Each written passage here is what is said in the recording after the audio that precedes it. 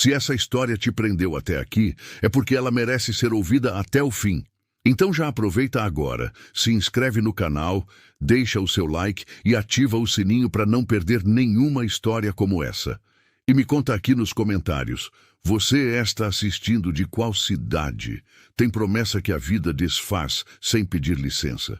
Eu tinha jurado para mim mesma, não em voz alta, não com testemunha, mas com aquela firmeza de coisa decidida no fundo do peito, que não precisa de palavra porque a palavra só enfraquece o que já está resolvido.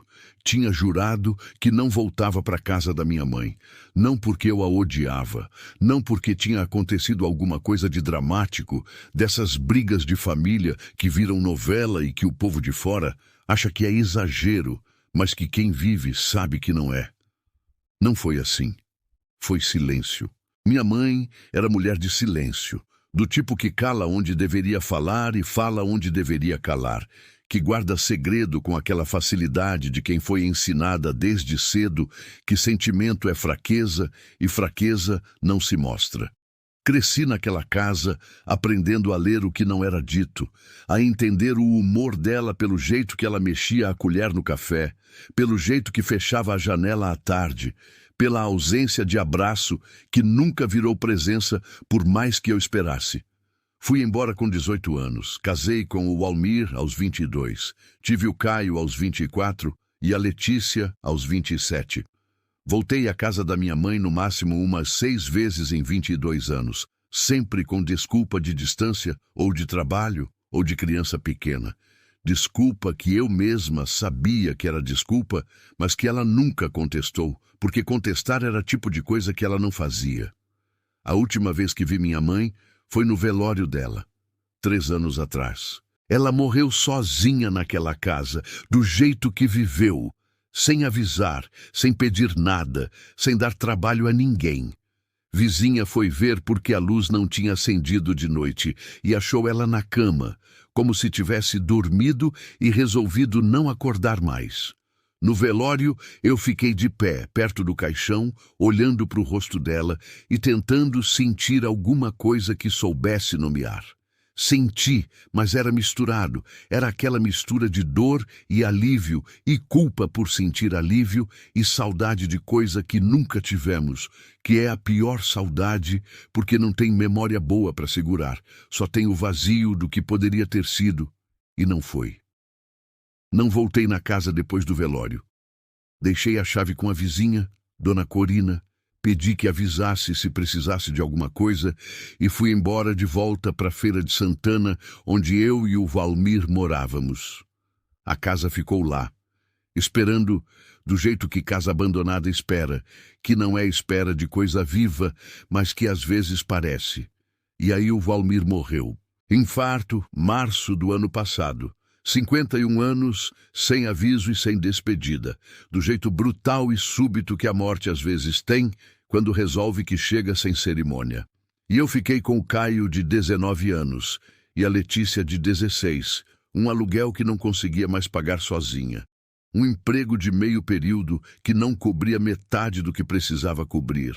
E aquela sensação específica de quem está vendo o chão sumindo debaixo dos pés e que estica o braço procurando onde segurar e não encontra nada. Tentei parentes do Walmir, porta fechada. Tentei assistência social, lista de espera de meses. Tentei trabalho em tempo integral. Sem experiência suficiente, sem graduação completa, sem o que o mercado queria.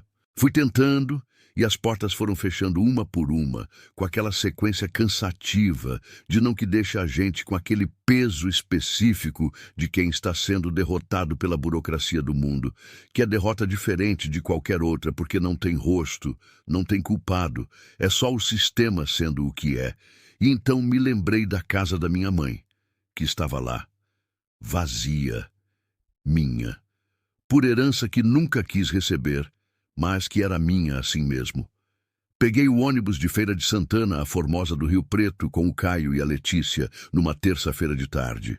8 horas de viagem, estrada que começa asfaltada e vai perdendo qualidade gradualmente, até que na última hora e meia é de chão mesmo, aquela estrada de terra vermelha do oeste baiano, que a chuva estraga e o sol endurece e que os moradores conhecem cada buraco de cor. Letícia dormiu a maior parte. Caio ficou com o fone no ouvido, olhando pela janela com aquela expressão fechada de 19 anos, que não quer mostrar que está com medo, porque 19 anos acha que medo é fraqueza. Eu fiquei acordada, olhando o cerrado passar. Formosa, do Rio Preto, fica no extremo oeste da Bahia, lá onde o cerrado ainda é cerrado de verdade. Aquele cerrado antigo de árvore torta e capim alto, e céu que parece maior do que o normal, porque não tem prédio nem morro para cortar.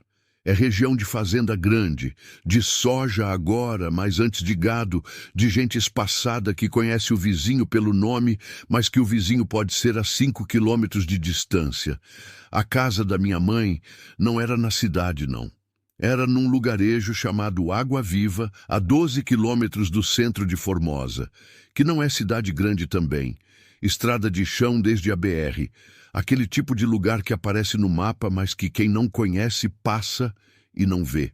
A dona Corina, a vizinha que tinha ficado com a chave, foi nos buscar na rodoviária com o carro do marido.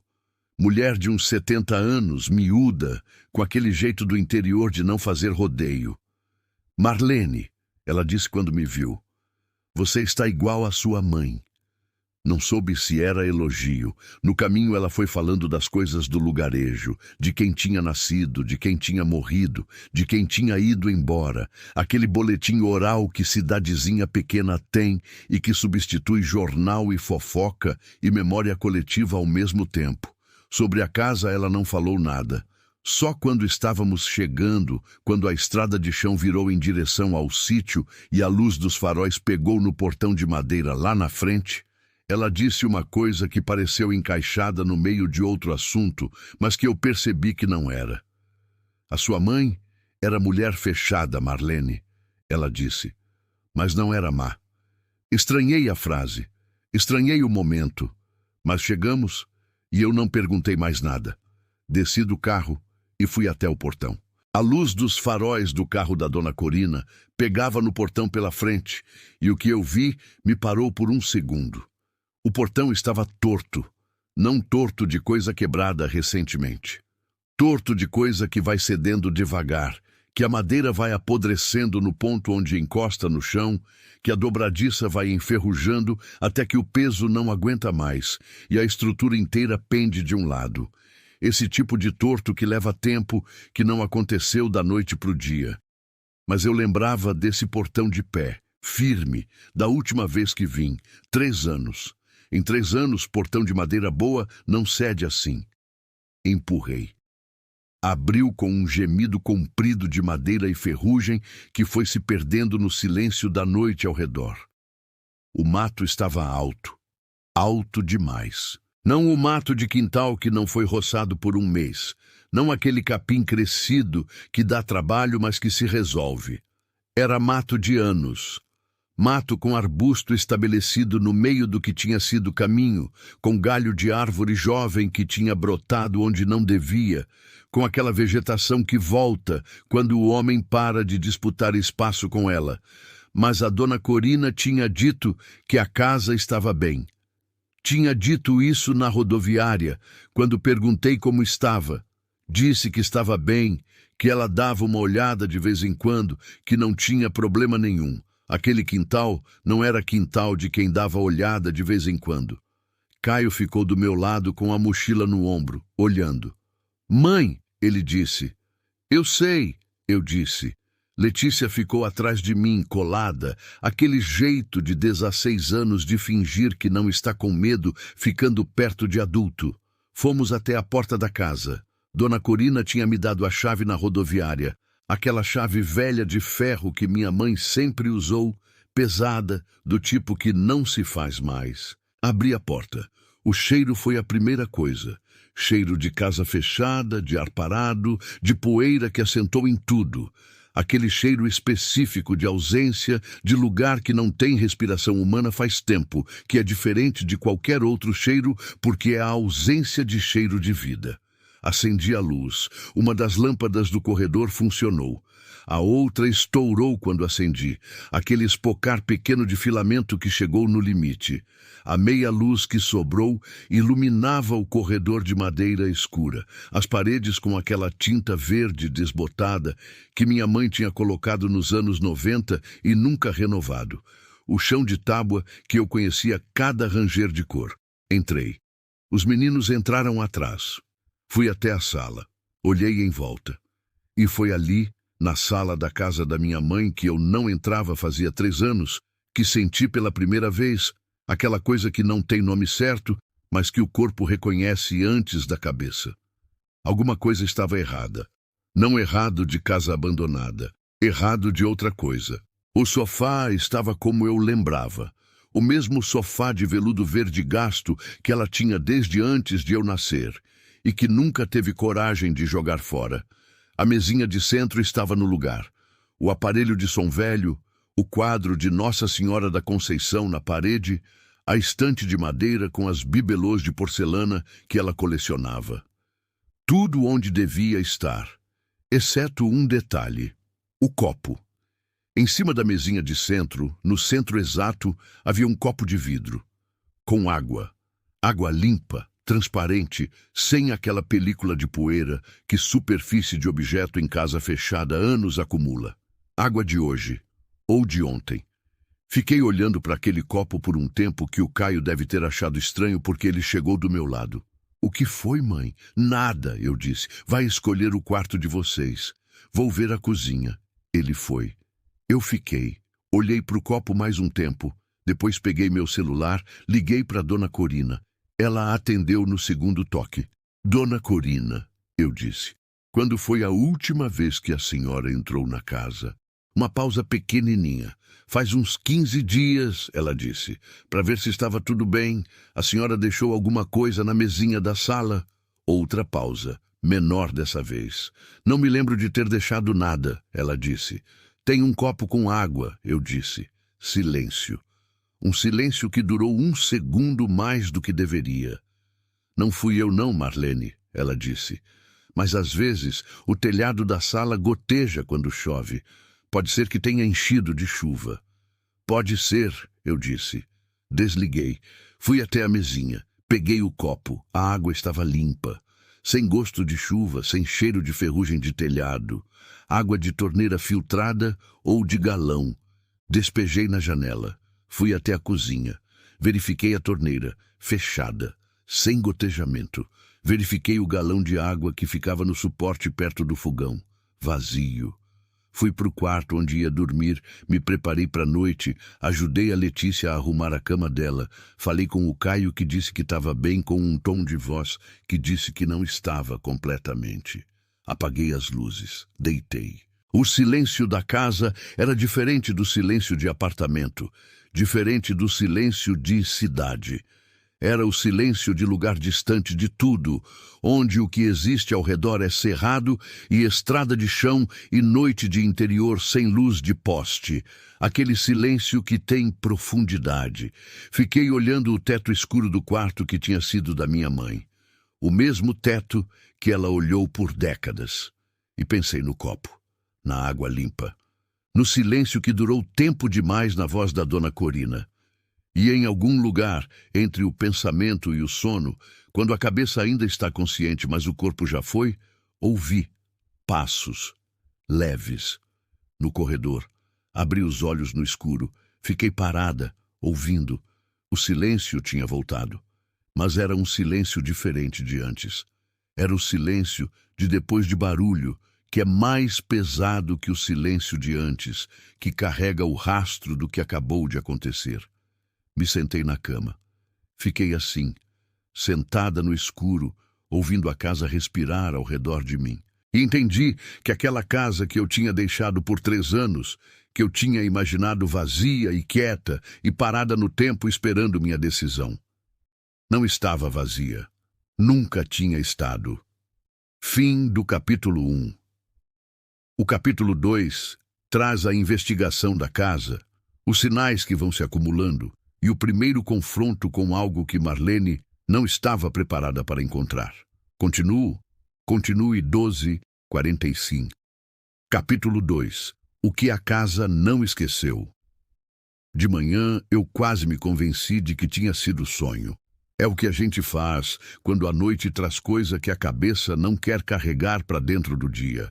A gente acorda, olha a luz entrando pela janela, sente o cheiro de casa real e concreta ao redor, e o que parecia urgente às 2 da manhã vai perdendo a nitidez, vai ficando com aquela textura de coisa que a gente não tem certeza se aconteceu ou se imaginou. Fiz café na cozinha da minha mãe com os mantimentos que a dona Corina tinha deixado numa sacola na pia, arroz, feijão, biscoito, aquele gesto de vizinha de interior que não pergunta se precisa, só deixa porque sabe que precisa. Enquanto esperava a água ferver, olhei a cozinha. Era a mesma de sempre. O azulejo branco com borda azul que minha mãe escolheu nos anos 80 e que eu achava feio quando criança e que agora olhava com aquela estranheza de coisa familiar que ficou parada no tempo enquanto a gente seguiu. O fogão a gás velho, daqueles de 4 bocas com o forno embaixo. A janela de veneziana de madeira que chiava quando abria. Abri a janela. O quintal de manhã era diferente de noite. De noite, o mato alto tinha parecido ameaçador, aquela vegetação fechada e escura. De manhã, era só quintal abandonado, triste mas explicável, o tipo de coisa que acontece quando ninguém cuida por tempo suficiente. Mas o mato era alto demais. Continuei pensando nisso enquanto mexia o café. 3 anos de abandono não fazem quintal assim. Não nessa região, não com esse tipo de vegetação. Para um quintal ficar daquele jeito, precisaria de mais tempo, ou de ninguém nunca ter roçado desde antes da minha mãe morrer. E minha mãe cuidava do quintal. Era uma das poucas coisas que ela gostava de fazer, eu lembrava. Ficava horas lá fora com o chapéu de palha e a enxada, caprichando nas plantas, cuidando do pé de acerola e do pé de limão e das ervas que ela usava para chá. Então, porque o quintal estava assim? Letícia apareceu na cozinha com o cabelo bagunçado de sono. Me deu um abraço rápido, que é o abraço de adolescente de 16 anos, que ainda precisa de abraço, mas não admite. Sentou à mesa. "Tem leite?" ela disse. "Tem", eu disse. Ela ficou em silêncio enquanto eu servia. "Mãe?"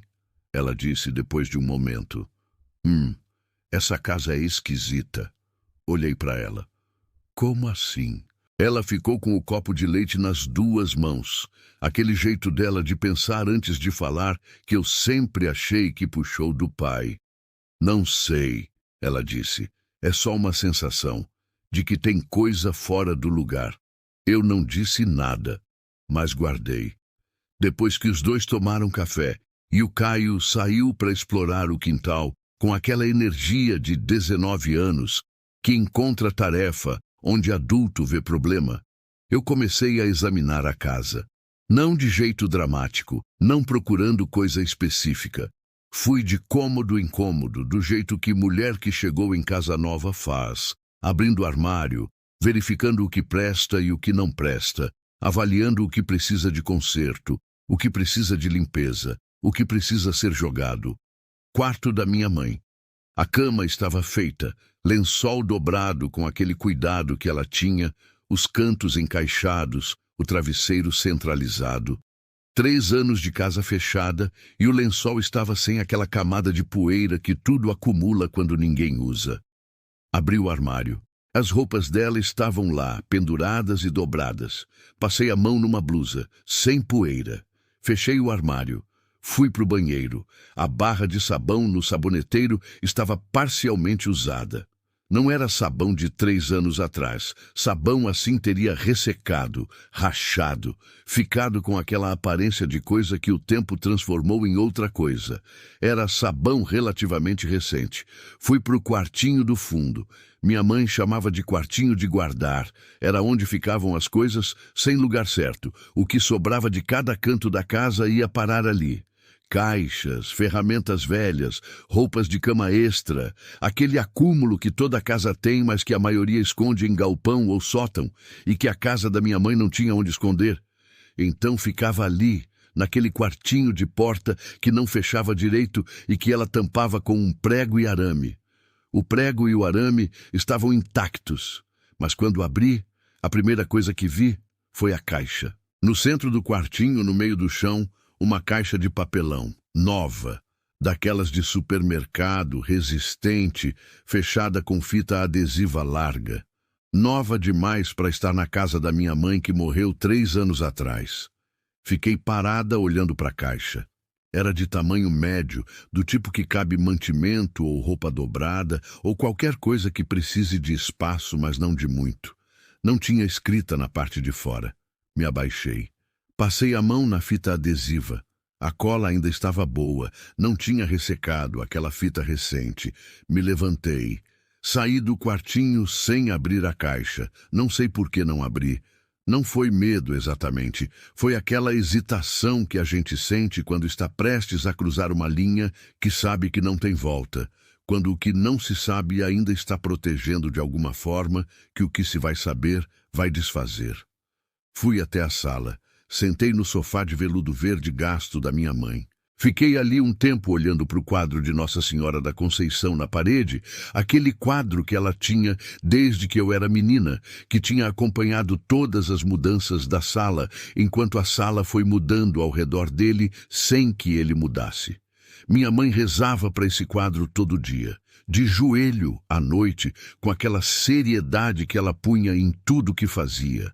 Inclusive na fé, que era fé séria, sem ornamento, sem alegria visível, do tipo que é mais obrigação que devoção, mas que talvez sejam a mesma coisa dependendo de como a gente olha. O que você guardou aqui, mãe? Eu disse em voz alta.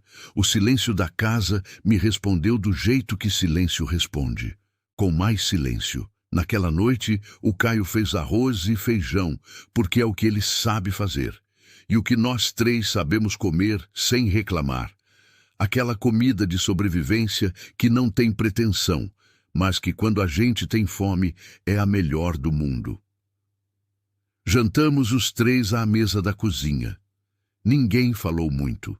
Tem uma coisa que acontece com família que perdeu o pai recentemente e que está em lugar novo e estranho e difícil, que é o silêncio ficar com outra textura, ficar com a presença de quem não está, aquele peso específico de cadeira vazia à mesa. O Almir teria falado. Era ele quem animava o jantar, quem contava história, quem fazia graça de coisa que não tinha graça para fazer a Letícia rir. Era ele o barulho da nossa casa. E agora o barulho tinha ido junto com ele. Depois de jantar, enquanto eu lavava a louça e os 2 tinham ido para o quarto, ouvi o Caio e a Letícia conversando baixinho no corredor. Não ouvi o que disseram, mas ouvi o tom. Era o tom de conversa de quem está tentando convencer um ao outro de alguma coisa, aquela negociação de irmão que se entende sem precisar terminar a frase. Sorriei sozinha, de costas para eles, com as mãos na água de lavar louça. Pelo menos se tinham um ao outro. Aquilo era alguma coisa. A segunda noite foi diferente da primeira. Na primeira eu tinha ficado acordada, ouvindo, tensa, esperando. Tinha sido os passos no corredor e o silêncio depois e a madrugada inteira me olhando com aquela cara de coisa que não vai explicar. Na segunda noite, adormeci rápido, que é o que acontece quando o cansaço do dia anterior e da viagem e do peso de tudo finalmente vence o medo. Acordei às 2:30 da manhã com o coração batendo rápido. Não barulho que me acordou. Foi o oposto. Foi o silêncio. Tinha estado sonhando com a casa. Sonho confuso de corredor comprido e porta que não abre. E tinha um barulho no sonho. Uma espécie de música baixa. E quando acordei, percebi que o barulho não era só do sonho. Ficou quieto. Prestei atenção. Nada. Mas o nada tinha aquela qualidade específica de silêncio de depois de som, que é diferente do silêncio de antes, que carrega o rastro. Me levantei, pés descalços no chão de madeira frio. Fui até a porta do quarto, abri devagar. O corredor estava escuro, mas não completamente. Entrava um fio de luz pela janela do banheiro que eu tinha deixado a veneziana entreaberta. Olhei para o corredor. Nada. Fui até o quarto do Caio. Encostei o ouvido na porta. Ouvi a respiração pesada de sono de jovem que dorme fundo. Fui até o quarto da Letícia. Mesma coisa. Voltei para o corredor. Parei. A porta do quartinho do fundo estava aberta. Eu tinha fechado com o prego e o arame de tarde. Tinha verificado 2 vezes porque sou desse jeito. Verifico as coisas 2 vezes desde que o Walmir morreu. Porque quando o Walmir estava vivo, ele verificava, e agora sou eu.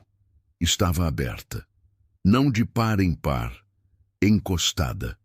Aquele aberto de porta que alguém passou por ela recentemente e não fechou completamente. Fui até lá, empurrei devagar. A caixa ainda estava no centro do quarto, mas estava aberta. A fita adesiva tinha sido cortada, não rasgada. Cortada com instrumento, aquela linha limpa que estilete ou faca faz, não a linha irregular de quem arranca com as mãos. Me abaixei. Olhei dentro. Roupas de criança. Roupa de menino pequeno, daquelas de uns 2, 3 anos, calça de moletom, camiseta estampada, meia pequenininha. Roupa lavada e dobrada com aquele cuidado de quem guarda coisa importante. Embaixo das roupas havia um envelope. Peguei. Tinha um nome escrito na frente com a letra da minha mãe que eu reconheceria em qualquer lugar. Aquela letra pequena e inclinada que ela tinha. O nome era o meu, Marlene. Fiquei ajoelhada no chão do quartinho com o envelope na mão, com o coração fazendo aquela coisa de bater em ritmo errado que o susto causa, olhando para o meu nome na letra da minha mãe morta há 3 anos, num envelope que estava dentro de uma caixa nova, fechada com fita adesiva recente. Não abri. Não consegui abrir ali, de joelho no chão do quartinho, às 2:30 da manhã, com aquele silêncio ao redor, que agora era completamente diferente de todo o silêncio que eu tinha conhecido antes naquela casa. Levantei. Fechei a porta do quartinho. Fui até meu quarto. Sentei na beira da cama com o envelope no colo. E foi então que ouvi, vindo de algum lugar que não soube identificar, de dentro da casa ou de muito perto de fora, um som que me fez os pelos do braço levantarem todos de uma vez. Uma criança, chorando, baixinho, abafado como choro de criança pequena que está tentando não fazer barulho, aquele choro contido de quem foi ensinado a não chamar atenção. Durou talvez 10 segundos. Depois parou. E o silêncio que voltou era o silêncio mais pesado que já senti em qualquer lugar da minha vida. Segurei o envelope com as 2 mãos, que não paravam de tremer, e olhei para o meu nome na letra da minha mãe e entendi que aquela casa tinha segredo, e que o segredo estava vivo. Fim do capítulo 2. O capítulo 3 traz Marlene abrindo o envelope, descobrindo o segredo da mãe, e o momento em que ela finalmente encontra o que está dentro da casa. O primeiro grande confronto emocional da história. Continuo? Continue. 12:47. Capítulo 3. O nome que minha mãe nunca disse. Não abri o envelope naquela noite. Fiquei com ele na mão até o amanhecer, sentada na beira da cama, ouvindo a casa, ouvindo o cerrado lá fora que foi acordando aos poucos com aquela sequência de sons que o interior tem, o João de Barro primeiro, depois o Bem-te-vi, depois o barulho coletivo de tudo junto, que é amanhã chegando de vez. O choro de criança não voltou. Fiquei esperando ele voltar, tensa, com aquela atenção de todo o corpo que a gente tem quando está esperando coisa que não quer que aconteça, mas que ao mesmo tempo precisa que aconteça para saber se foi real. Mas não voltou. A casa ficou quieta, com aquele silêncio de lugar que guardou o que tinha para guardar por aquela noite e que agora estava esperando o dia clarear para a próxima parte. Quando o sol entrou pela veneziana do quarto, eu estava com a cabeça encostada na cabeceira, o envelope no colo, os olhos que tinham ficado abertos, tempo demais, ardendo daquele jeito específico de noite sem sono. Peguei o envelope, a letra da minha mãe no meu nome, Marlene. Ela escrevia o M assim, com aquele traço que descia mais do que devia no primeiro pico, jeito que a professora primária nunca tinha conseguido corrigir e que ela carregou assim a vida toda, sem se importar, porque minha mãe não se importava com correção que não achasse necessária. Abri devagar. Tinha 2 folhas dentro, papel de caderno, aquele quadriculado, dobradas em 3. A letra era a mesma, pequena e inclinada, mas com uma irregularidade que não era da letra, era da mão. A mão que escreveu estava tremendo quando escreveu. Dava para ver nas linhas que saíam levemente do trilho, nas palavras que pressionavam mais o papel do que o normal. Naquele esforço visível de quem está escrevendo coisa difícil e que o corpo resiste mesmo quando a cabeça decidiu. Li, Marlene. Se você está lendo isso é porque voltou para casa. Eu pedi para Deus que você voltasse um dia, não sabia quando nem por que motivo, só pedia. Parece que ele ouviu do jeito dele que não é sempre o jeito que a gente pede, mas que é o que tem. Tem coisa que eu precisava te contar e nunca contei, não por maldade, por medo, que sei que não é desculpa boa, mas é a única que tenho. Antes de você nascer, antes de casar com seu pai, eu tive outro filho, menino. Eu tinha 18 anos, e o pai era homem que foi embora antes de saber, e que eu não fui atrás, porque tinha vergonha. E porque vergonha naquela época pesava mais do que pesa hoje. Minha mãe, sua avó que você não conheceu, me mandou para Barreiras para ter o filho longe do lugarejo. Tive ele sozinha numa casa de mulher que recebia moça em situação, passou 1 mês e voltei sem ele. Dei para adoção. Não foi escolha que fiz com paz. Foi escolha que fiz com 18 anos sem opção. Nunca soube o nome que deram para ele. Nunca soube onde foi parar. Carreguei isso sozinha 52 anos. Uns 3 meses antes de eu morrer, esse filho me achou. Não vou explicar como, ele que explica. Só vou dizer que apareceu na minha porta uma manhã e que eu reconheci antes de ele falar, porque filho é filho, tem coisa em rosto de filho, que mãe reconhece mesmo quando nunca criou. Ele se chama Ernesto. Tem 53 anos, é viúvo, tem um filho pequeno de 2 anos, chamado Mateus. Passamos 3 meses juntos, eu e ele e o Mateus aqui nessa casa. Os meses mais difíceis e mais importantes da minha vida. Não foi fácil para nenhum dos dois, você pode imaginar, mas foi necessário. Quando eu morri, o Ernesto não tinha para onde ir. A casa é minha, era minha. Passo para você que é minha filha registrada e legítima. Mas pedi para ele ficar enquanto não resolvia a vida. Pedi isso da morte, Marlene, que é o tipo de pedido que a gente não sabe se chega, mas que faz assim mesmo.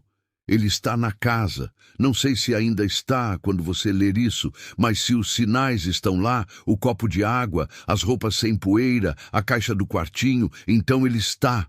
Ele não é perigo. Ele é seu irmão. O Mateus é seu sobrinho.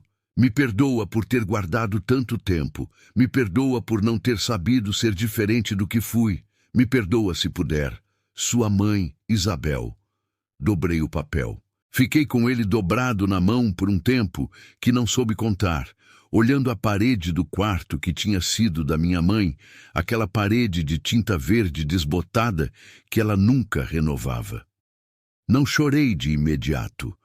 O choro de coisa muito grande às vezes demora, fica represado, enquanto a cabeça vai processando pedaço por pedaço o que não cabe de uma vez.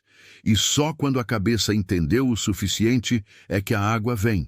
E às vezes, quando vem, vem de uma vez. E às vezes, quando vem, não para mais.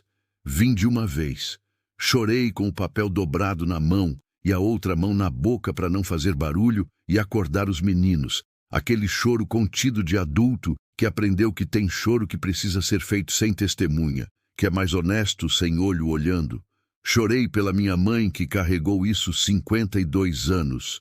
Chorei pela menina de 18 anos que ela tinha sido, sozinha numa casa estranha em Barreiras, dando filho porque não tinha opção que pudesse ver. Chorei pelo Ernesto que passou 53 anos sem saber de onde veio. Chorei pelo Mateus, que tinha 2 anos e que tinha passado noites naquela casa, chorando baixinho para não chamar atenção, aquele choro que eu tinha ouvido, aquele choro de criança que foi ensinada que não pode fazer barulho. Isso foi o que me partiu mais fundo. Criança de 2 anos que aprendeu a chorar baixinho. Que tipo de vida essa criança tinha vivido que aprendeu isso? Me lavei no banheiro com aquela água fria do chuveiro que não tinha aquecedor. Me arrumei, fui até a cozinha. Fiz café. Estava sentada à mesa com a 2ª xícara quando o Caio apareceu na cozinha. Me olhou. "Você não dormiu", ele disse. "Dormi um pouco", eu disse. Ele foi pegar café, sentou do outro lado. "Mãe, tem alguém nessa casa." Olhei para ele. Ele tinha o rosto sério daquele jeito que o Walmir tinha quando estava falando de coisa importante. Aquela seriedade que não é dramaticidade, é só peso de quem está dizendo verdade. "Eu sei", eu disse. Ele ficou me olhando. "Você sabe." "Sei", eu disse. Contei. Não tudo de uma vez, não com organização. Foi saindo do jeito que coisa guardada sai quando abre a torneira. Um pouco de cada vez e depois mais rápido do que a gente controla. Contei sobre o envelope, sobre a letra da minha mãe, sobre o Ernesto, sobre o Mateus, sobre os 52 anos de segredo que minha mãe tinha carregado sozinha naquela casa que agora era minha. O Caio ouviu tudo sem interromper. Quando terminei, ficou em silêncio por um momento. "Então é nosso tio", ele disse, "e o Mateus é nosso primo." "Sim", eu disse. Ele ficou processando. "Onde eles estão agora?", ele perguntou. "Não sei", eu disse. "Em algum lugar nessa casa ou perto." Ele levantou. "Vou procurar", ele disse. "Espera", eu disse. Ele me olhou. "Preciso ir eu disse. "Sou eu que preciso ir." Comecei pelo quartinho do fundo, que era o lugar mais óbvio e que eu tinha evitado desde de manhã cedo, andando ao redor daquela porta fechada, com o prego e o arame recolocados, como se alguém tivesse passado a noite ali e recolocado antes de eu acordar. Retirei o prego e o arame. Abri. O quartinho estava vazio. A caixa estava no canto, aberta, com as roupinhas dentro do jeito que eu tinha deixado quando olhei de noite. Mas não tinha ninguém. Fui pelo corredor. Abri o banheiro. Vazio. Abri o quarto da Letícia, que ainda estava dormindo, me olhou com aquele olho de acordada com raiva que adolescente tem. Eu fechei de volta sem falar. Fui até a cozinha de serviço nos fundos, aquele cômodo que minha mãe usava para lavar roupa, com a máquina velha e o tanque de pedra e a porta que dava para o quintal. A porta do quintal estava encostada. Empurrei. Saí para o quintal. O sol da manhã estava baixo ainda, aquela luz horizontal de cedo que faz sombra longa de tudo. E o mato alto do quintal estava coberto de orvalho que brilhava com aquela luz. Aquele brilho de coisa que vai durar pouco e que é bonito justamente por isso. Olhei para o quintal e vi o menino. Estava sentado no chão de terra perto do pé de acerola que minha mãe tinha plantado e que o abandono não tinha matado. Daquelas plantas que a gente abandona e que continuam de pé porque são mais teimosas que o descuido. Sentado no chão com as pernas cruzadas, com um graveto na mão, desenhando alguma coisa na terra. 2 anos. 2 anos, como a carta disse. Cabelo escuro e cacheado, short azul, camiseta branca com uma manchinha de terra no joelho, concentrado no que estava desenhando com aquela concentração absoluta de criança pequena que, quando encontra a tarefa que gosta, esquece o resto do mundo. Fiquei parada na porta. Ele não me viu de imediato. Continuei olhando. Então, atrás do pé de acerola, sentado no chão também com as costas na parede do quintal, estava o homem, adormecido. Cabeça encostada na parede, queixo para baixo, com aquele sono de quem não dorme direito faz tempo e que, quando o sono pegou, não teve como segurar. 40 e poucos anos, talvez 50, cabelo grisalho nos lados, rosto com aquelas linhas de homem que viveu ao ar livre por muito tempo, mão grande aberta sobre o joelho, e no rosto, Quando olhei com atenção, debaixo do cansaço e das linhas e do sono, aquela coisa que a carta da minha mãe tinha dito. Filho é filho. Tem coisa em rosto de filho que mãe reconhece. Eu não era mãe dele, mas era irmã. Irmandade parece ser coisa que o sangue guarda sem ser avisado. Porque olhando para aquele homem adormecido encostado na parede do quintal da minha mãe, eu senti alguma coisa que não tinha nome pronto, mas que era reconhecimento, aquele reconhecimento de espelho que a gente sente quando vê feição parecida com a própria em rosto que não conhecia. O nariz era o da minha mãe, a linha da testa era o da minha mãe. 43 anos, ela ficou com aquele filho dentro guardado, e o rosto dele estava ali impresso no homem adormecido no quintal, e ela não tinha me deixado ver. Engoli o nó. O Mateus levantou os olhos do desenho na terra. Me viu. Ficou me olhando com aquela seriedade de criança pequena que ainda não aprendeu que estranho é razão para assustar, que olha adulto desconhecido com a mesma atenção que olha tudo, avaliando, processando. Oi, eu disse baixinho, para não acordar o pai. Ele me olhou mais um segundo. Oi, ele disse. A voz pequenininha de 2 anos, aquela voz que ainda está descobrindo, que pode fazer som e que faz com a seriedade de cientista. O Ernesto acordou. Foi de repente aquele acordar de pessoa acostumada a dormir com atenção, que saiu do sono e ficou de pé num movimento só, olhos abertos, corpo tenso. Nos olhamos. Nenhum dos dois disse nada por um tempo que o quintal todo ficou em suspenso, com o orvalho no mato e a luz baixa do sol e o Mateus no meio, olhando de um para outro com aquela expressão de espectador que não entende o jogo, mas está acompanhando com atenção. Eu sou Marlene, eu disse. Eu sei quem você é, ele disse.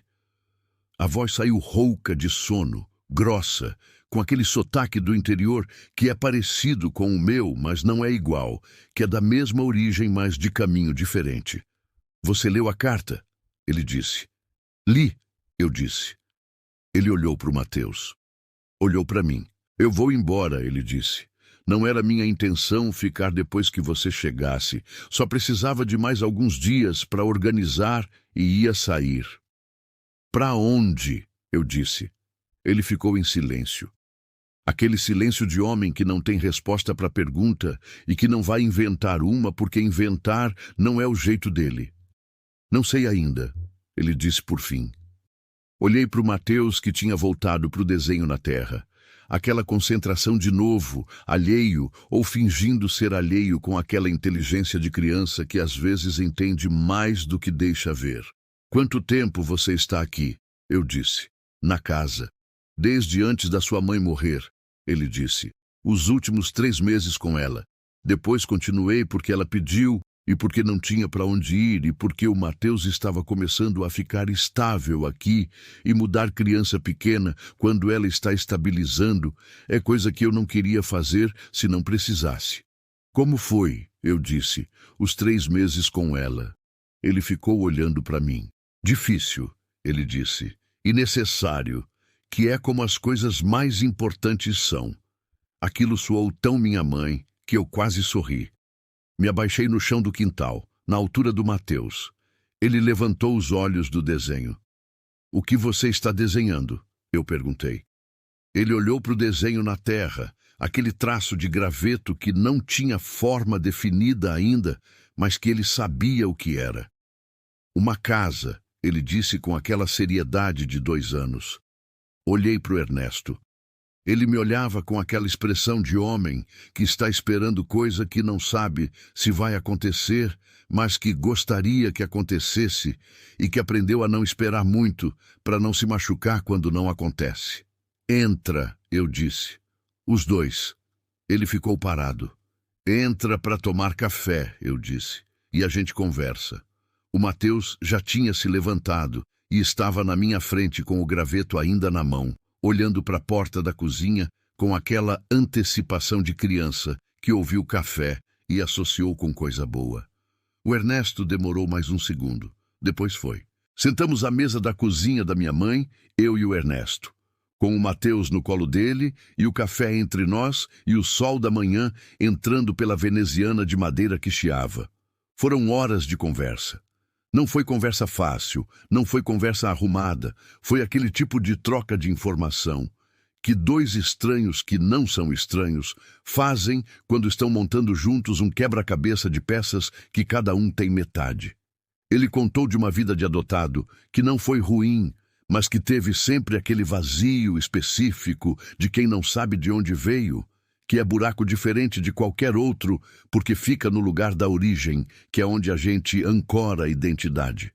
Contou como achou minha mãe através de serviço de busca de família biológica, aqueles que existem agora e que antes não existiam. Contou os 3 meses com ela, que foram 3 meses de 2 pessoas aprendendo a ser família quando estão velhas demais para ter a versão fácil da família, mas que precisam assim mesmo. Contou do Mateus, que a mãe tinha morrido de doença rápida quando ele tinha 1 ano, que ele estava criando sozinho, que era a coisa mais difícil e mais necessária da vida dele. Eu ouvi. E fui contando o meu. O Almir, os meninos, Feira de Santana, as portas fechando, a decisão de voltar para casa que eu tinha prometido que não voltava.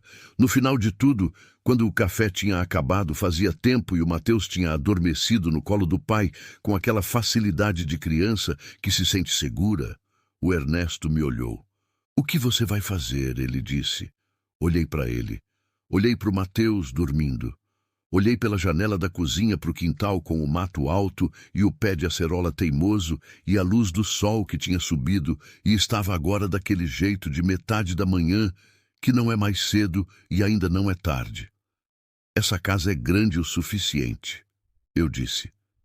Ele me olhou. "Tem o quarto da minha mãe que ninguém está usando", eu disse. "Tem o quartinho do fundo que com um pouco de trabalho vira quarto de criança. Tem quintal para roçar e plantar. Tem espaço." Ele ficou em silêncio. "Eu não tenho dinheiro", ele disse. "Não quero ser peso. Ninguém aqui tem dinheiro", eu disse. "Mas somos 5 pessoas. 5 pessoas que trabalham valem mais que uma que não tem como."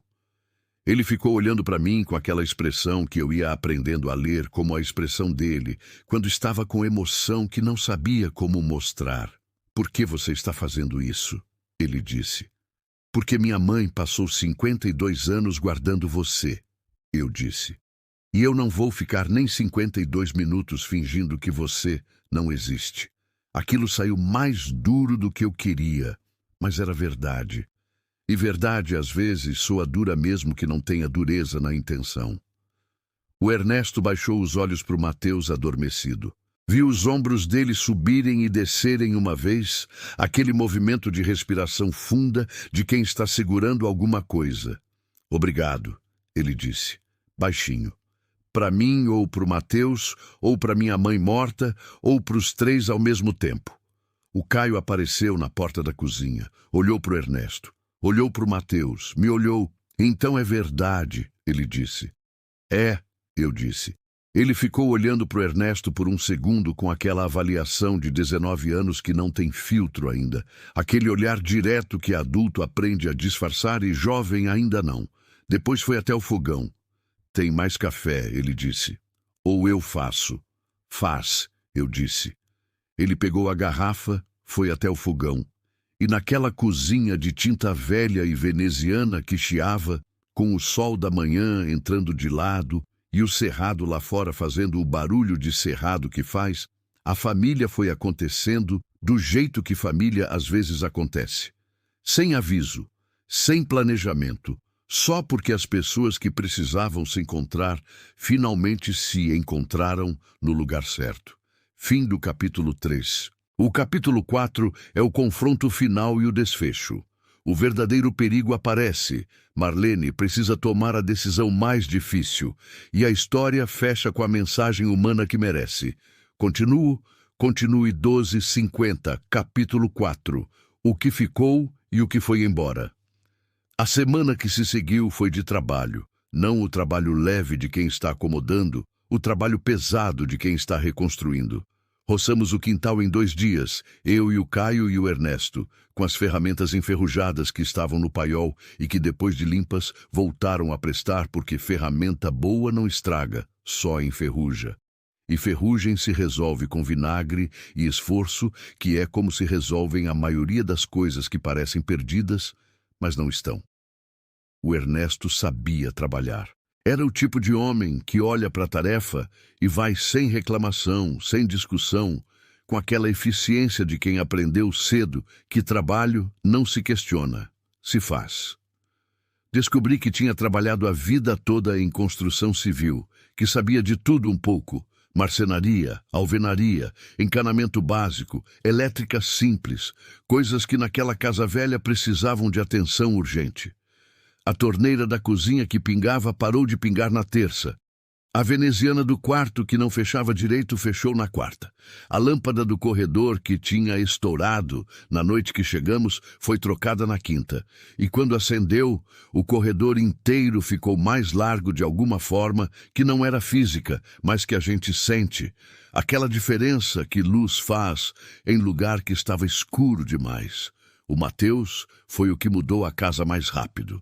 Criança pequena muda a atmosfera de lugar do jeito que nada mais muda, com aquela presença barulhenta e sem cerimônia que ocupa todos os cantos ao mesmo tempo, que deixa rastro em tudo, a marca da mãozinha no vidro da janela, o brinquedo no meio do corredor, o som de passinhos rápidos no chão de madeira, que era o mesmo som que eu tinha ouvido nas noites anteriores e que agora fazia sentido. Era ele que andava de noite, quando acordava com fome ou com medo, e que tinha aprendido a não chorar alto, porque a vida tinha ensinado que chorar alto não era seguro. Aquilo ainda doía de pensar, mas ia passar. Criança que aprende que pode fazer barulho, desaprende o silêncio rápido, porque silêncio forçado não é natural em criança, e natureza que volta ao lugar volta com força. O Mateus estava começando a fazer barulho. A Letícia adotou ele de imediato, com aquela facilidade de 16 anos, de amar coisa pequena, sem precisar de razão elaborada. Ficava horas com ele no quintal, mostrando bicho, mostrando planta, ensinando nome de coisa, com aquela paciência que a gente não sabe que tem, até precisar usar. Eu ficava olhando da janela da cozinha e pensava na minha mãe. Pensava nela, olhando pela mesma janela durante todos aqueles anos, sozinha, sem ninguém no quintal, com aquele filho que tinha dado via adoção guardado dentro e que ela nunca tinha encontrado maneira de soltar, até que ele chegou na porta. E ela tinha deixado ele entrar. Aquilo eu entendia agora de um jeito diferente de quando li na carta. Entender de ouvir é uma coisa. Entender de ver, de ter o Ernesto na minha cozinha tomando café e o Mateus no meu quintal enchendo o silêncio com barulho de vida, era outra coisa completamente. Minha mãe tinha feito com o Ernesto o que não tinha sabido fazer comigo. Tinha aberto a porta, tarde demais para ser perfeito, na hora certa para ser suficiente. O problema chegou numa sexta-feira de tarde.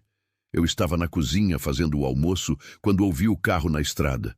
Não é barulho incomum, passam carros de vez em quando, não com frequência, mas passam. Vizinho que vai e volta, caminhão de abastecimento que passa semana sim, semana não. Mas esse carro parou. Fui até a janela da sala que dava para a estrada. Era um carro preto, daqueles de vidro escurecido que não deixa ver quem está dentro. Parado na entrada do sítio, motor ligado, sem ninguém descendo. Ficou assim por um tempo que foi mais longo do que tempo de pessoa perdida que parou para olhar o mapa. Chamei o Ernesto em voz baixa. Ele estava no corredor consertando a dobradiça de uma porta. Veio até a sala, olhou pela janela. Vi o que aconteceu no rosto dele. Não foi susto, foi reconhecimento. Você conhece esse carro? Eu disse. Ele ficou em silêncio por um segundo. Pode ser, ele disse. Pode ser, não é resposta, eu disse. Ele virou para mim.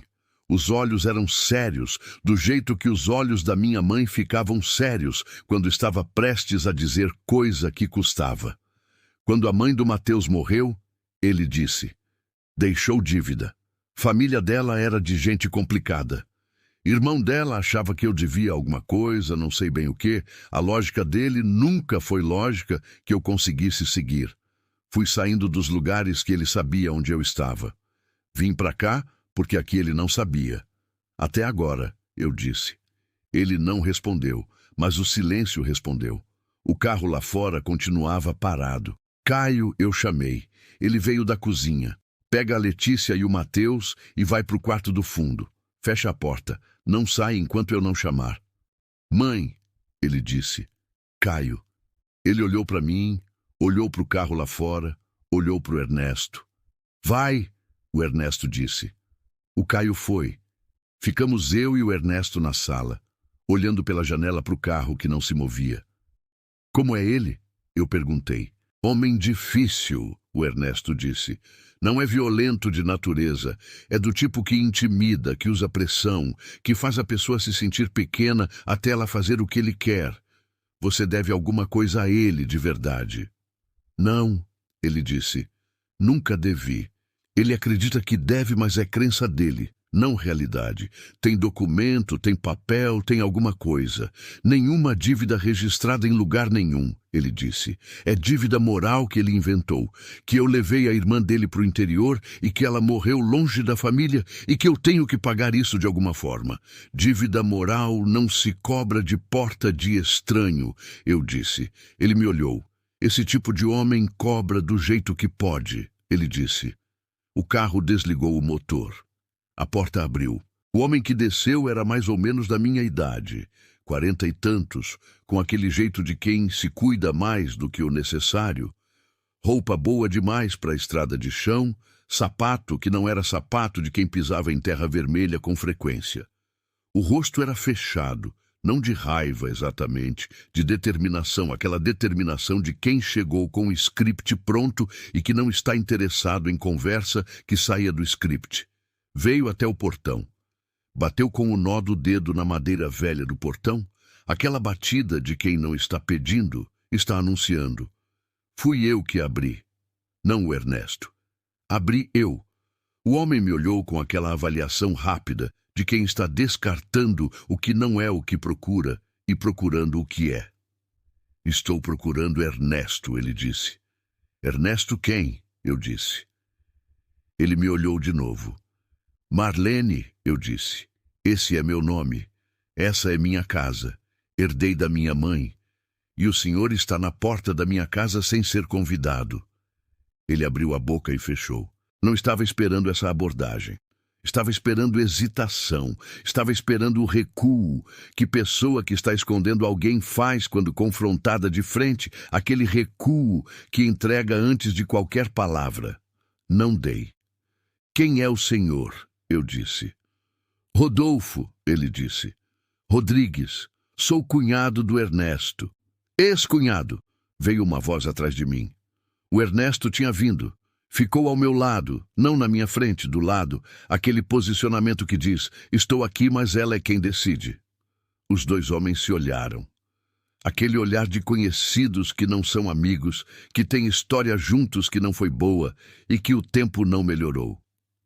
Vim buscar o Mateus, o Rodolfo disse. O Mateus não é seu, o Ernesto disse. É sobrinho do meu sangue, o Rodolfo disse. Família tem direito. Família que aparece em estrada de chão de carro preto com vidro escuro sem ligar antes não está exercendo direito, eu disse. Está intimidando. Ele me olhou. A senhora não tem nada a ver com isso, ele disse, com aquele tom de quem está acostumado a que mulher aceite ser descartada da conversa. Tenho tudo a ver, eu disse, porque essa é minha casa e o que acontece dentro dela é assunto meu. Aquilo saiu com uma firmeza que me surpreendeu um pouco. Não estava com medo. Tinha passado um ano com medo. Medo de não pagar aluguel, medo de não ter comida, medo de não conseguir segurar os filhos, medo de que o chão sumisse completamente e não tivesse onde cair. Tinha passado um ano inteiro aprendendo que medo não resolve nada, mas que às vezes é o que a gente tem e que mesmo com medo dá para continuar de pé. Aquele homem na minha porteira não era o medo de não ter onde morar. Era só um homem mal educado, com carro caro, numa estrada de chão. Comparado com o que eu tinha enfrentado, era administrável. O Mateus tem pai, eu continuei. O pai dele está aqui, está bem, está trabalhando e cuidando do filho. Se o senhor tem alguma reivindicação legal sobre a guarda da criança, o lugar de fazer isso é no fórum, com advogado e juiz. Não é na porta da casa da criança de vidro escuro, na sexta à tarde. O Rodolfo me olhava com aquela expressão de quem está recalculando. Posso chamar a polícia, ele disse. Por ele, tem pendência. Que pendência, eu disse. Ele hesitou. Fui eu que aprendi que hesitação revela. Hesitação de quem está com documentos e provas não existe. Hesitação existe quando o que se tem é intimidação e a intimidação não está funcionando. Que pendência, eu disse de novo. Uma pausa. A gente vai resolver isso, ele disse para o Ernesto, ignorando minha pergunta. Pode ter certeza. Pode tentar resolver no fórum, o Ernesto disse. Com documento, se tiver algum. O Rodolfo ficou nos olhando por mais um momento. Depois virou. Foi para o carro. Entrou. Ligou o motor. Não foi embora de imediato. Ficou parado mais um tempo, aquele ficar parado de quem quer que a gente sinta o peso da presença, mesmo depois que o confronto acabou, que é o jeito de pessoa que usa a intimidação de fazer a intimidação durar além do momento. Depois o carro foi embora pela estrada de chão, levantando aquela poeira vermelha que o cerrado tem, que sobe e paira e demora mais do que deveria para assentar. Ficamos olhando até o carro sumir na curva. O Ernesto soltou o ar. Eu soltei junto porque tinha prendido sem perceber. Ele volta, o Ernesto disse. Talvez, eu disse. Mas vai ter que voltar de jeito diferente. Ele me olhou. Você foi muito, ele disse. Mais do que precisava. Precisava sim, eu disse, porque aquela criança não vai aprender que o mundo manda de novo depois que acabei de ensinar que não manda. Aquilo saiu de um lugar que eu não sabia que tinha até sair. O Ernesto ficou me olhando com aquela expressão que eu tinha aprendido a ler, como a expressão dele quando estava com emoção que não sabia como mostrar. Você é muito parecida com ela, ele disse. Com a minha mãe. Ele assentiu. Eu fiquei com aquilo. Minha vida inteira eu tinha tentado ser diferente da minha mãe, diferente do silêncio, diferente do fechado, diferente da distância que ela punha entre ela e tudo que amava, como se amor fosse coisa que precisava de proteção especial para não estragar. E agora, esse homem que tinha passado 3 meses com ela, me dizia que era parecida. Mas o parecido que ele estava vendo não era o silêncio, era outra coisa. Era o jeito de ficar de pé quando não tem mais motivo óbvio para ficar.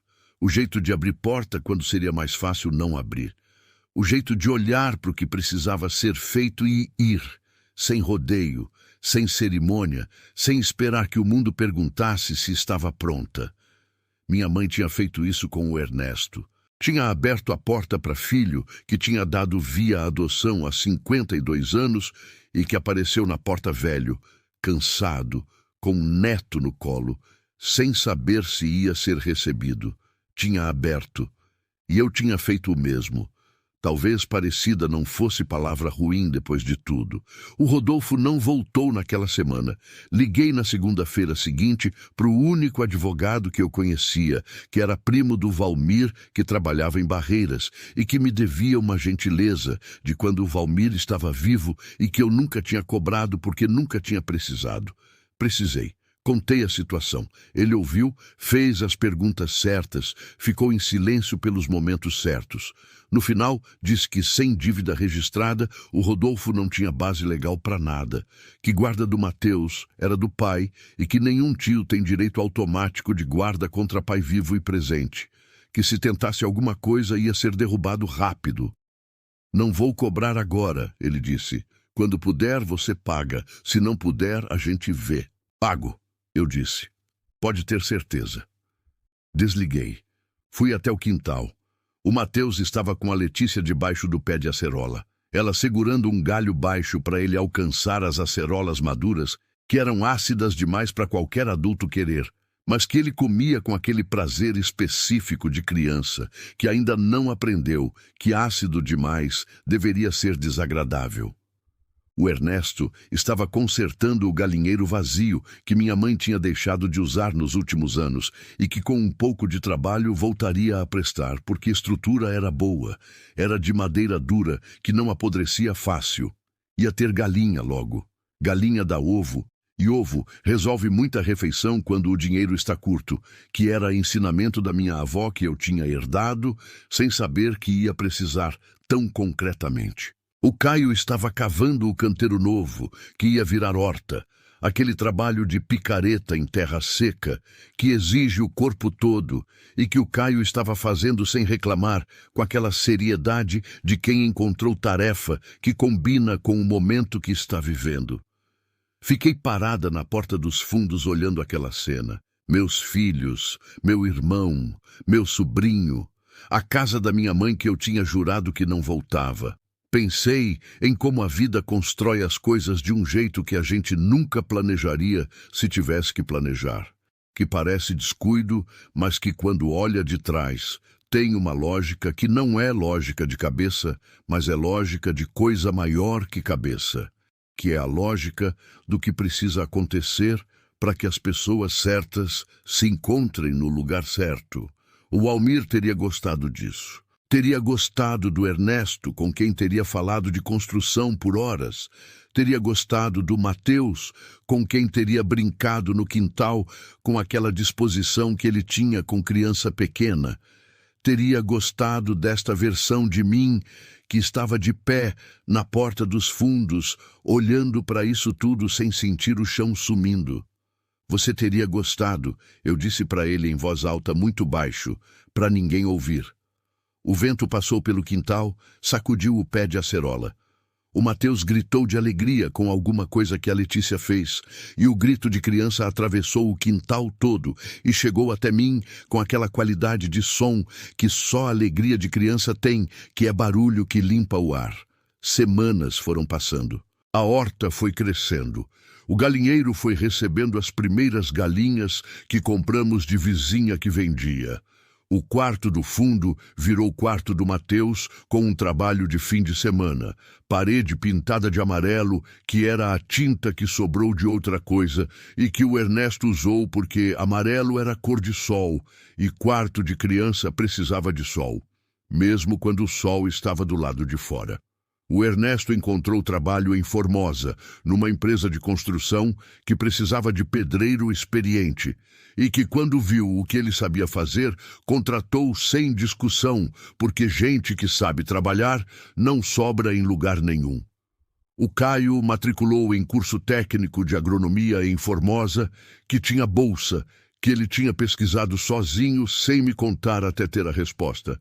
Aquele jeito dele de não criar expectativa antes de ter certeza que era coisa que puxou do pai e que eu via nele com aquela mistura de saudade e gratidão de reconhecer o Almir em filho vivo.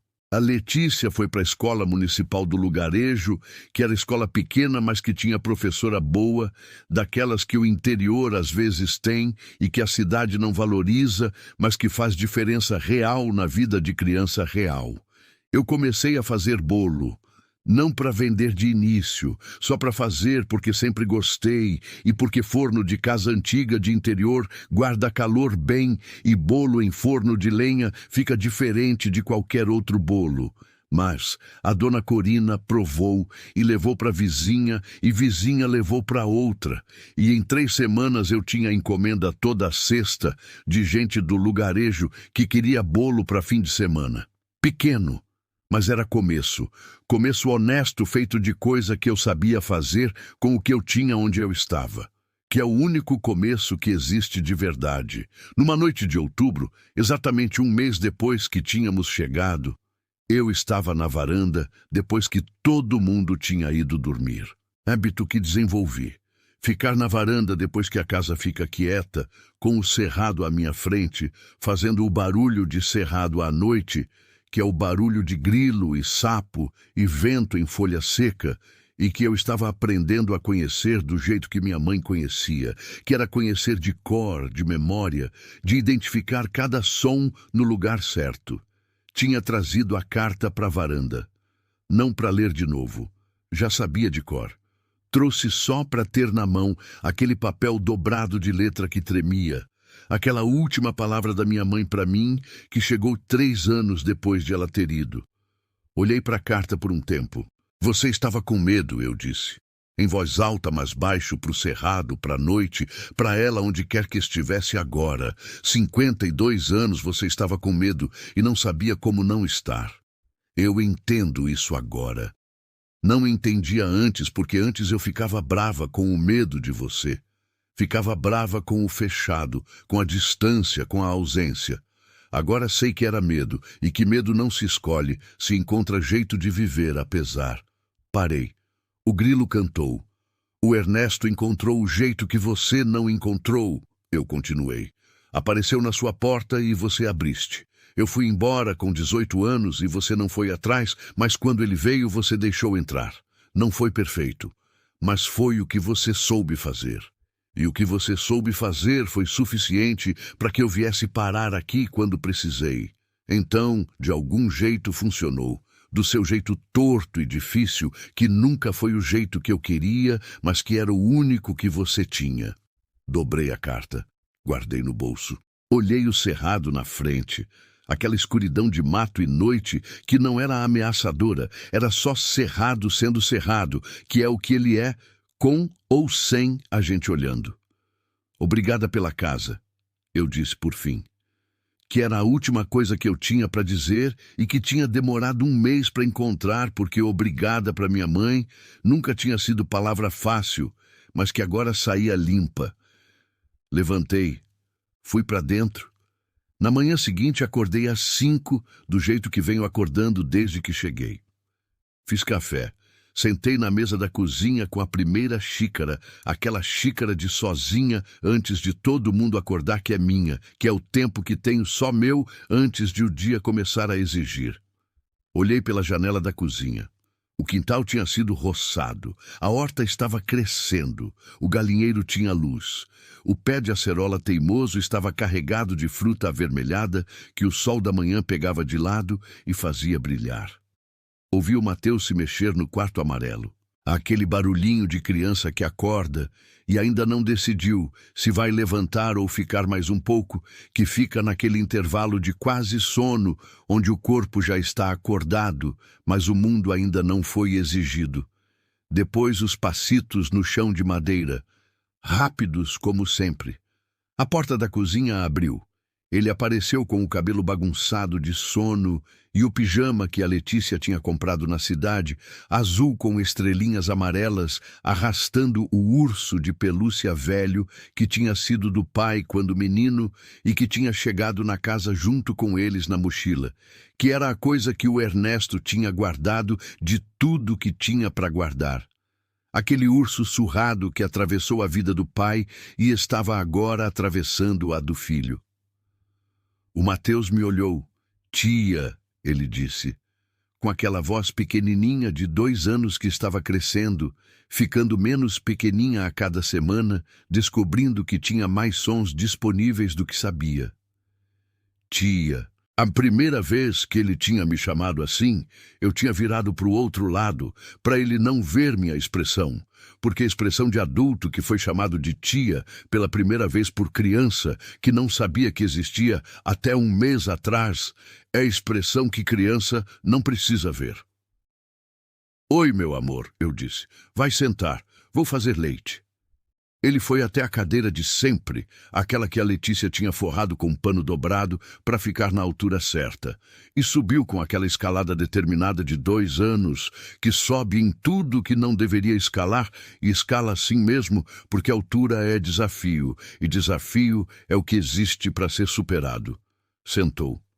Me olhou com aqueles olhos que eram os olhos da mãe dele que eu nunca tinha visto e que o Ernesto às vezes olhava e ficava em silêncio de um jeito que eu entendia sem precisar de explicação.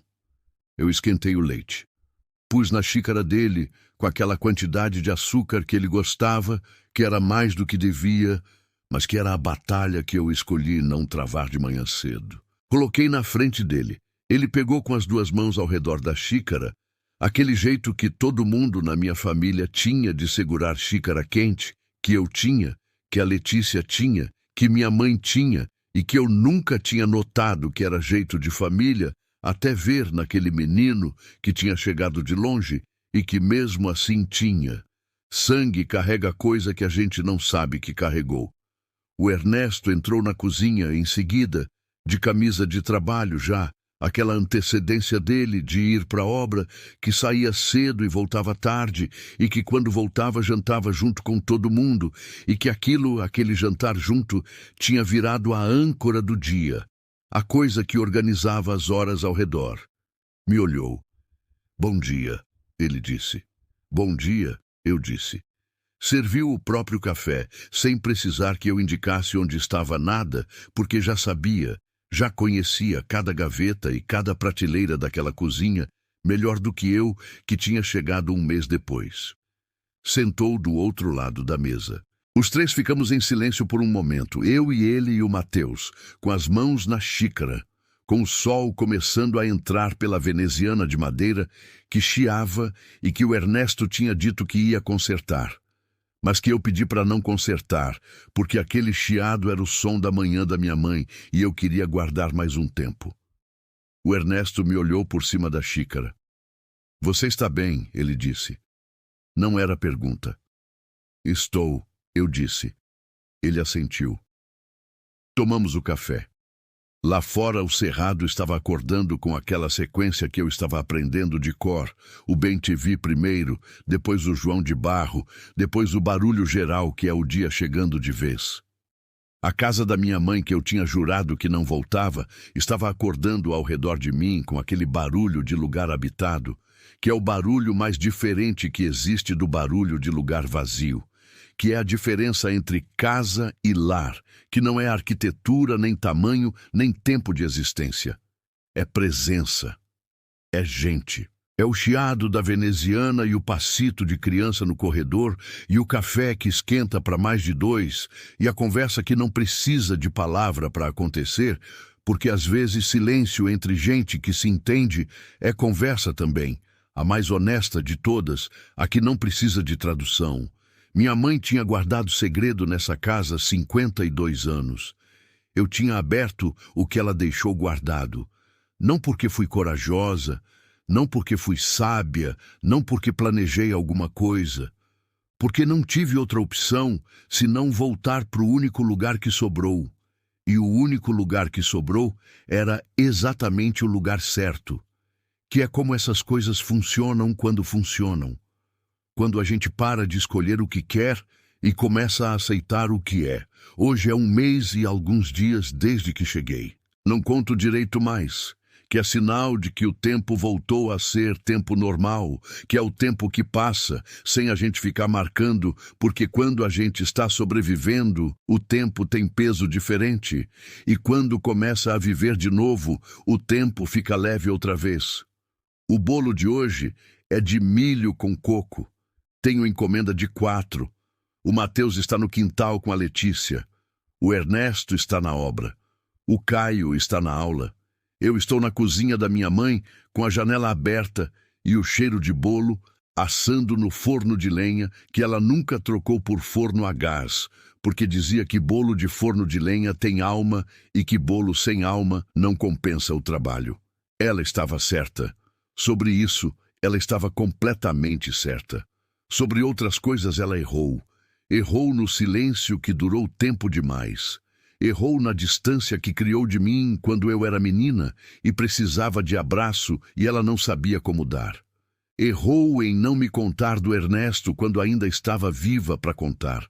Mas também acertou. Acertou em abrir a porta quando ele apareceu. Acertou em deixar a carta. Acertou em deixar a caixa com as roupinhas do Mateus no quartinho do fundo para que eu encontrasse no meu tempo. Acertou em confiar que eu ia conseguir entender o que ela não soube explicar. E acertou em nunca renovar a tinta verde da parede da cozinha que eu olho agora enquanto espero o bolo e que é feia como era, feia quando eu tinha 10 anos, e que agora é a coisa mais minha que existe nessa casa, porque é a prova de que tem coisa que fica, e que o que fica a gente aprende a amar do jeito que é, sem precisar pintar por cima. O timer do forno bipa. O bolo está pronto. Vou buscar. Fim, casa da família Souza Pacheco. Água Viva. Formosa do Rio Preto, Bahia.